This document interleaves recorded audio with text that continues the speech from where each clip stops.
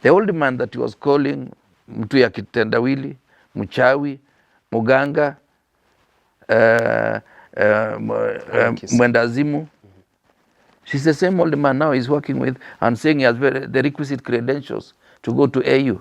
He's the best candidate for the He's the best candidate for the country. Yeah. I have nothing against Raila. I wish him well. But you see, you cannot be changing positions every day and you want us to believe your story. Shifting goalposts. William Ruto can even run with the goalpost or create call-less situation when he realizes he's losing. To attack Rigathi Gachagua on the basis that he wants unity because of his own political survival is myopic. Why should he accept to be decimated and is part of the Kenya Kwanza team that made it possible for President William Ruto to win?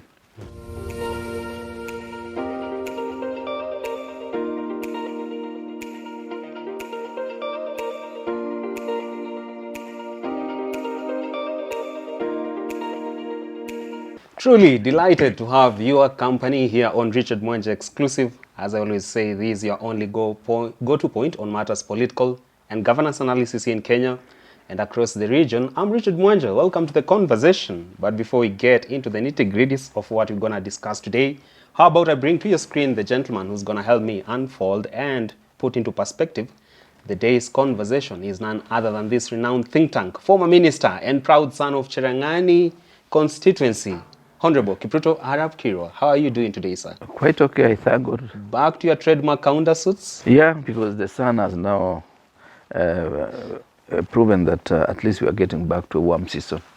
So I do appreciate that. Yeah.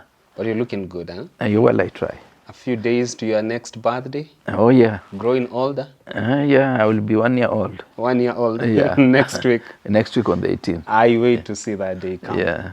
Very well. How about we go to the day's conversation? And there's these really contentious issues. That is, people find this tiff between National Assembly Majority Leader Rigathi Kimani Ichung'wah is going on an extra pedestal. That is the tiff between him and Deputy President Rigathi Gachagua. And I want to understand this. Kimani Ichung'wah has come forth with claims that Deputy Rigathi Gachagua is calling for unity calls, just so to address his selfish interests. And from where you sit as your footnote, just who is Kimani Ichung'wah and why is he really going bare knuckles on Deputy President Rigathi Gachagua? Well, usually they say in our village, whenever you see a dog around the corner, the owner may be somewhere not so far. So possibly the owner is around and is the one who is prodding him on to deal with the Deputy President.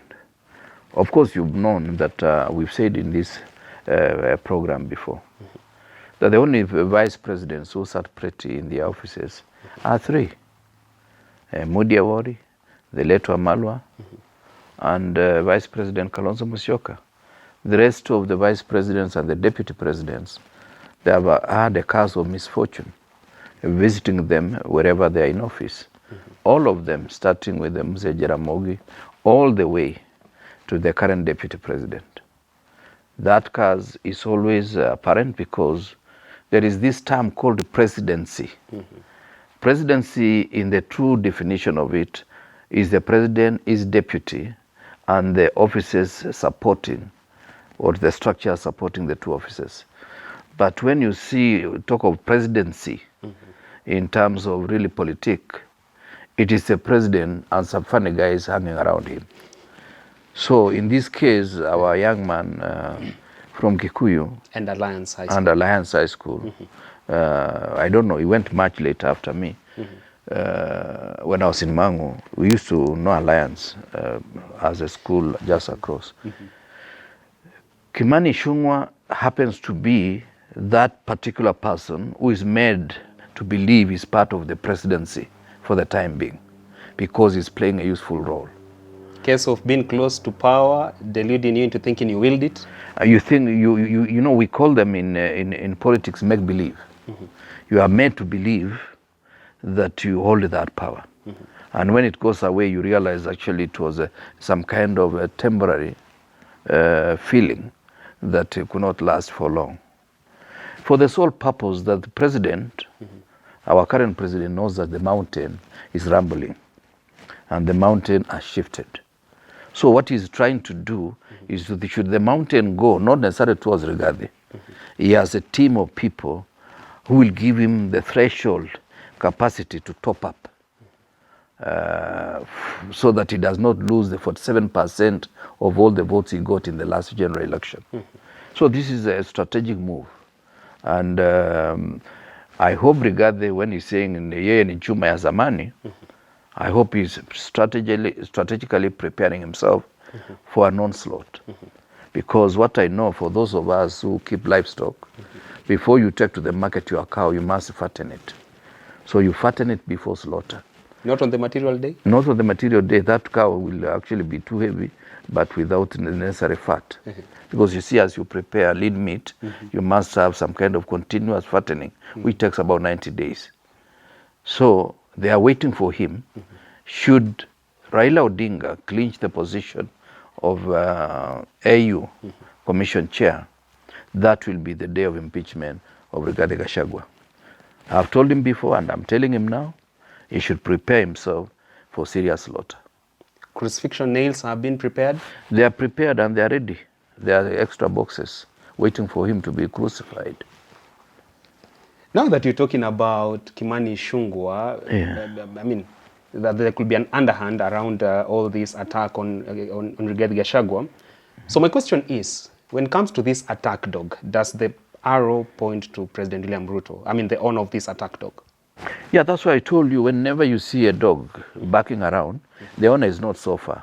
In the case of Kimani Ichung'wah, the owner is the person at the house on the hill? Yeah, who made him the majority leader? It's not members of parliament. And actually, you remember in Kasarani, I was still part of UDA. But for a president who promised not to see the same woes that befell him as DP to Uhuru Kenyatta come and hound his current DP, do you think he can take he can shift goals at this point? But you see, Richard, how many promises has William Ruto made? 1,001. Why don't you talk to Gen Z? I thought you are part of it. So that we realize he has broken all the promises. You see, whenever William Ruto makes a promise, he has already known when he's going to jump bail. But the blame this far has been taken squarely at the doorstep of his communication team, not clearly communicating what he's achieved this far. It is he who told us that the communication team never displayed all the successes they have made. That was part of making another false promise. What are the successes? Why don't we see it? Selling the airport to Adani, G2G oil arrangement, which was gangster to gangster. No, he has said, unlike the Galana Kulalu PPPs, other PPPs in this country, this one for Adani is gonna win back the public trust, all thanks to how successful it's gonna be. Adani, you know, you don't change your history overnight. Adani, even today in India, if you are to Google, you'll realize that they are in trouble. They have made a lot of mistakes. Even the Prime Minister of India, Modi, is in trouble because of Adani's misfortunes and misadventures in India. And in many other countries, they have visited mayhem. And you realize they are saying employees are not going to be necessarily to be Kenyans. They are going to employ other people from other parts of the world. And of course, they are not bringing any money. Let me remind Kenyans and the rest of Africa that for every dollar that gets to Africa, $7 leave the continent. Every day, whenever there is a transaction. And this is not a figment of my imagination. You can read in books, you can just check that information. But whether it's Angola, whether it's Kenya, whether it's Botswana, South Africa, Senegal, Djibouti, Addis Ababa, all those things do happen unless somebody is very vigilant. That's why Museveni refused for certain oil to be extracted in Uganda. He said you are extracting 12 billion worth of minerals, and you are saying we are only going to own 1%. He said you rather that material remains under the earth instead of destabilizing Uganda without any requisite money. That's why they don't like Museveni, not because of LGBTQ. There are many other issues that Museveni is stubborn, and they don't like it that way.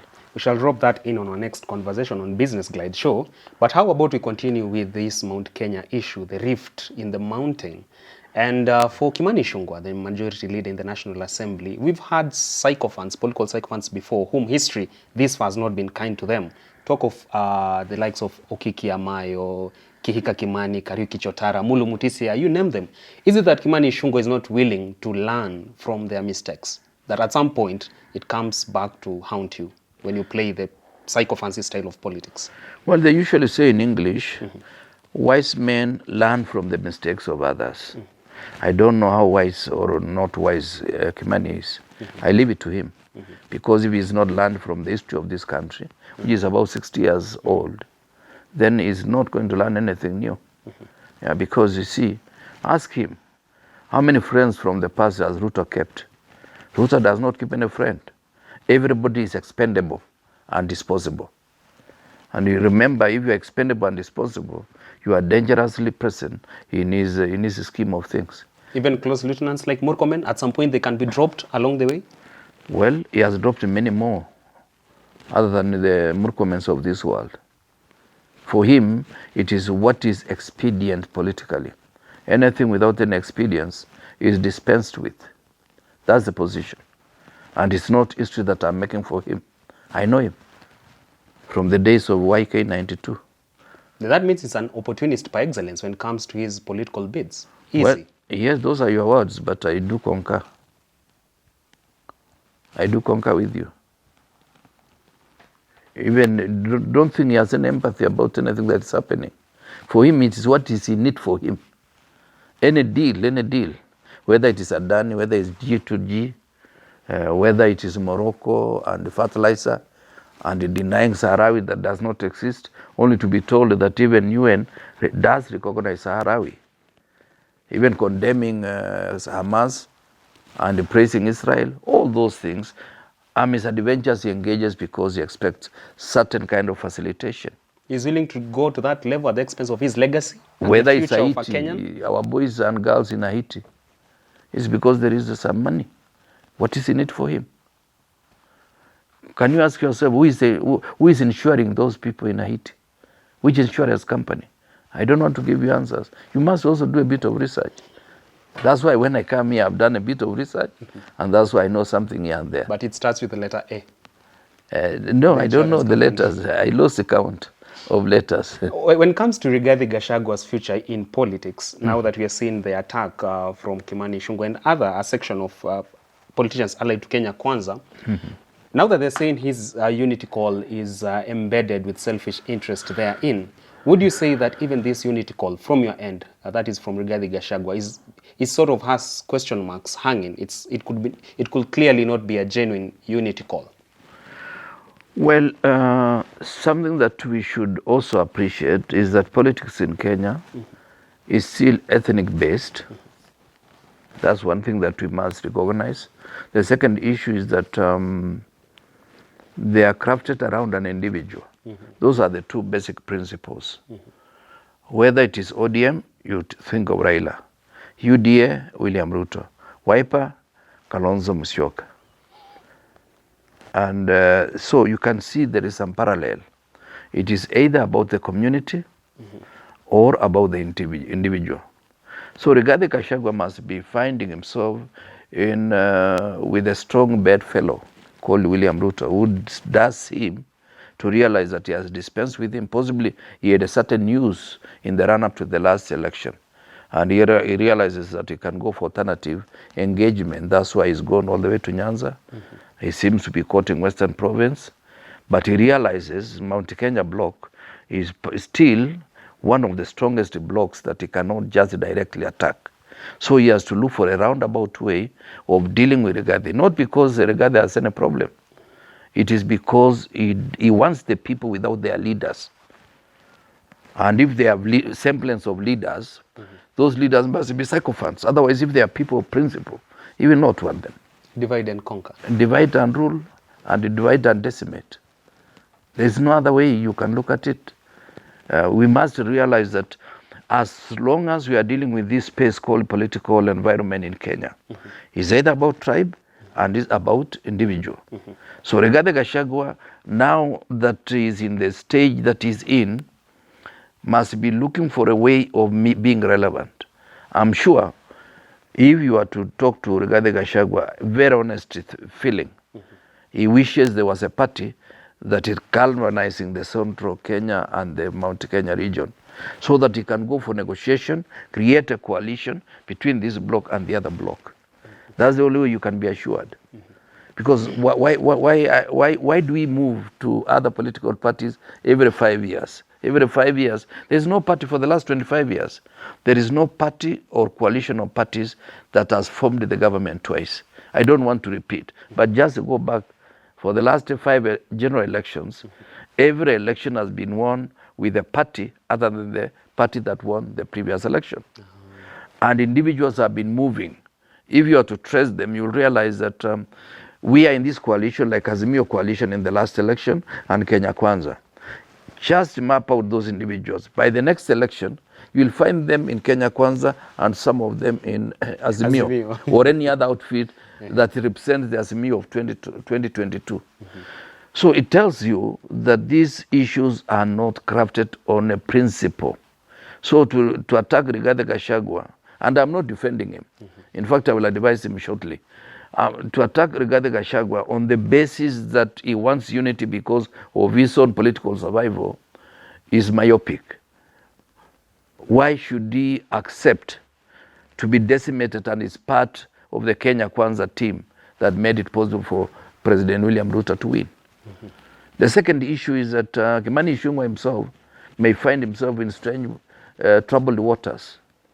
Should he move at the speed he is moving?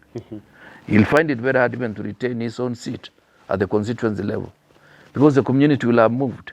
Talking about Kimani Ichung'wah and probably closing the page on him, many would have expected a Kiharu Member of Parliament, Ndindi Nyoro, to be that artillery to be deployed to checkmate Rigathi Gachagua, but unlike the expectations of many, it is Kimani Ichung'wah. Why is Ndindi Nyoro playing pin drop silence at this time? There may be two reasons. One of the reasons is that possibly he no longer believes in the bandwagon of William Ruto. That's one of the possibilities. The other possibility is that possibly he's being left as a spare wheel. Should William Ruto still find it necessary to get hold of Mount Kenya as a bloc, he might be looking for a political gentleman of the day. That is where Ndindi Nyoro may qualify. Or he might have chosen, this game is not for me. Let me wait and see. I still got many days to fight this war. Remember, Ndindi Nyoro, even in the next 10 years, even 20 years or 30 years, he will not be my age. So the future is there for him. Even Kimani Ichung'wah, I was praying for him, and I thought he would have the capacity to be patient. But he seems to be banning all his opportunities. Because the moment you go full throttle to support any regime, that regime ends with you. Whether William Ruto will win the next election or not, that is likely to be the demise of Kimani Ichung'wah. Would you then employ Kimani Ichung'wah maybe to be that proverbial wise cat which does not eat a pregnant rat? No, possibly it's the rat and the pregnancy. I don't know. That is Kimani Ichung'wah for now? Yeah. Because from the eyes of many, Rigathi Gachagua has a bright future in politics, and he is likely to ace other bids in the near future. So there is need for him to be on the side of Rigathi other than on any other side. Did you read from the same script? No, but you see, Rigathi Gachagua also depends on how he will play this guard. You see, what is there in central Kenya and the Mount Kenya region is a lot of sympathy for him. But will that sympathy be translated into tangible support, which translates into votes? Politics of empathy? Yes, you can sympathize with somebody, but he reaches a stage where you say, no, he has crossed the line. And if it is done that way, how is he going to play around with the goodwill that he has galvanized at this particular time? There are three options, in my opinion. One, he can run himself and prepare for a runoff and decide in the runoff who is he going to support. Because should he run and galvanize the Mount Kenya bloc, there will definitely be a runoff. Nobody will get over 50% of the votes. Now, number two, he can decide to support somebody else on the political landscape and claim the same position as number two or any other position within government and prepare himself for 2032. Number three, which may be unlikely, is to support William Ruto, should William Ruto still find it necessary to work with him.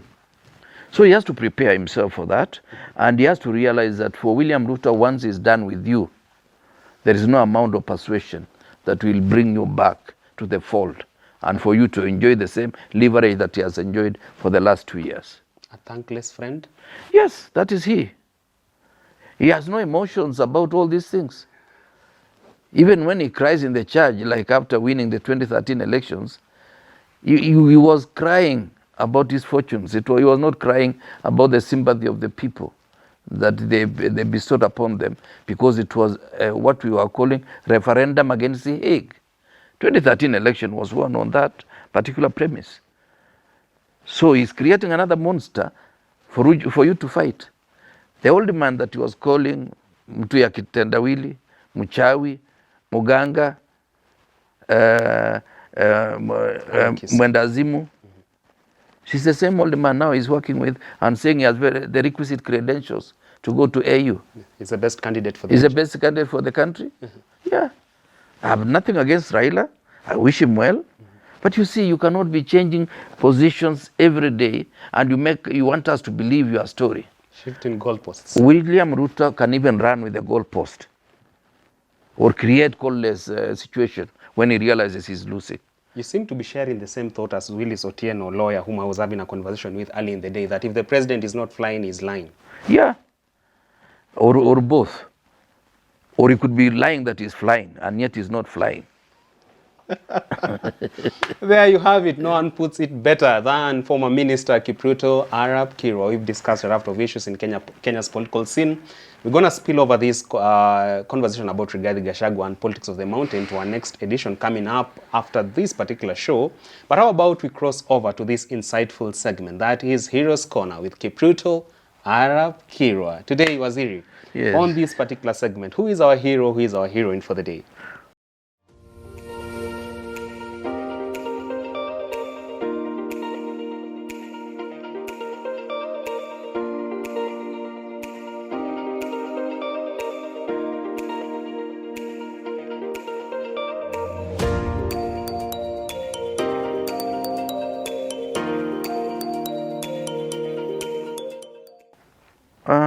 Well, it's the African child. Yet again? Yeah, the other one was the African, Mama Africa. Oh, Mama Africa. The African man. This one is the African child. Okay. Yeah, the African child who is very innocent. Born in whatever background. He comes to town. He joins the university. Then he's told there is a model of fee payment. New funding model. New funding model. And the son of an inspector of police happens to be in a band that gives them more money. And the son of somebody in Chuka University, somebody sweeping at the gate, appears on a band that must pay more. That's the African child that I'm dealing with. That African child believes the father is genuine, also innocent and honest. But the father is a thief. He has taken all the parcels of land and sold and made himself look rich. And yet that money does not get to the family. He spends it elsewhere. He stashes some of it to Europe. Overseas? Overseas. Offshore accounts? Offshore accounts. Some of it he takes to Dubai. Then he registers companies who do business with Kenya. That African child still believes next Christmas will be better than the last one. Only to realize that before Christmas, Adani will have taken over the airport and all other airports in Kenya. And nobody is going to spend any money to do another airport unless they have some express permission from Adani. That African child knows Adani is a company that has destroyed many other countries where they have invested. But she has no capacity, he has no capacity, or she has no capacity to say no. That African child, when they demonstrate that we need better funding model, they are taken away through what we call abduction, and they are never seen again. Even at a time when there's a president who is ready to advance dialogue room? Dialogue to address the concerns of that African child? That African child, the dialogue is just a makeshift arrangement that does not address the issues. A scripted town hall for that African child? Yes, because they don't want the African child to get the best opportunity to go back to school. It is something that is engineered from outside Kenya. That African child does know that the future is bleak unless they get a better funding model. for them to go through university education. Even with the bottom-up economic transformation plan, the future Bottom-up was to make life unbearable from the bottom. For the African child? For that African child. That African child is the one I'm crying for. And I'm praying for that African child to get a better future. By divine intervention, where the next election will be won by men and women of integrity. That is the African child. So chances for that African child to make it in life are huge outside Kenya than here in Kenya? In fact, they are bleak here in Kenya. Because those who have taken their children abroad are the people who are leading us. And we don't trust them. Because they believe their children go abroad, ours must remain here and pay fees through any means. And if they cannot pay fees, they opt out of school. And they don't get university education. The African child anakunywa maji ya kanjo, wa mkubwa anakunywa maji ya chupa. Unless, in fact, to get even the kanjo water, they are lucky. They might go to this Mbagathi river near my house and they draw some water and make do with that particular water. Not even the affordable housing is going to give reprieve for that African child? There is no affordable housing. Housing is meant for the bosses. But that African child must pay after university education, if they are lucky, must pay towards affordable housing, and they have no chance of getting that house. Despicable, despicable. What? There you have it from former Minister Kipruto Arap Kirwa. That African child is our hero and heroine for the day. We wait to see you on our next conversation here on Richard Mwenje Exclusive. Keep this conversation going beyond here. Engage me at Mwenje Richard on X and on TikTok as well. Find Mheshimiwa on social media as well. And how about you watch our other stations in this country, mainstream television. He has so much nuggets of wisdom he keeps dispensing to us as part of his civic education and service to the nation. So stay glued to your screens, on your phones or whatever, from whatever place and point you're gonna tap into his knowledge from. Until we meet next time on Richard Mwenje Exclusive, do enjoy the rest of your viewing. Mheshimiwa, have a great weekend ahead. It's my pleasure too, and I wish you have also a great weekend. I hope. And say hi to all our friends. I surely will. Thank and you. Receive salams and greetings from our diaspora fans. Oh, wonderful. Many of them. I thank More God for them. particularly this group from Ontario, Canada, who say for our shows, Kipruto Kirwa, that Kipruto Kirwa graces, it's a must watch for them. Oh, asante sana. Yeah. Walisema watakutumia chai soon enough. Nitashukuru. Utashukuru. Sawa. All right, asante sana. Enjoy the rest of your viewing.